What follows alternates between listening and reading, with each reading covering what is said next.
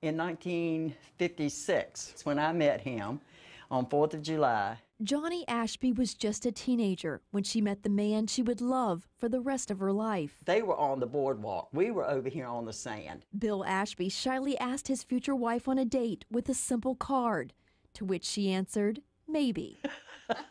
I gave him a hard time. So he was smitten from the get-go. Oh, I'm telling you one thing, I was, but I didn't want to let him know it. 2 years later, Bill and Johnny were married. They built a home and life together and had a son and daughter. Whenever we would go anywhere, we would just hold up a hand like this. Whenever he'd write me a little note, he would draw a hand on there. It means never-ending love. My husband and I did this to each other all the time. It's why Johnny says her wedding rings symbolize more than vows, and why almost losing them, Grab the paper towel. after placing them on a paper towel while doing the dishes, was so very painful. On Tuesday morning, I realized that I had thrown my rings away. Desperate to find them, Johnny and her granddaughter sifted through mounds of trash in a nearby dumpster. Unable to reach the bottom, they reached out to Sussex County officials for help.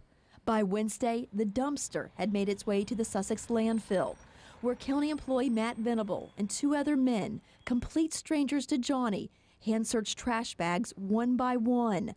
Johnny was with her granddaughter at home and starting to lose hope when her phone rang. I said, "What? Are you kidding? You're not kidding me, are you? Really?"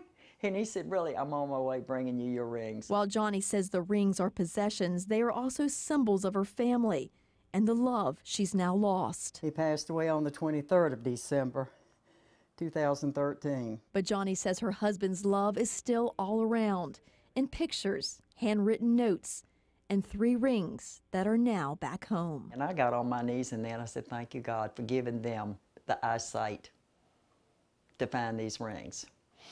And then I looked at my husband that night, because I always look at him and say, "Good night, it's time to go to bed." And I said, "Did you send your guardian angel part down here today? I know you did."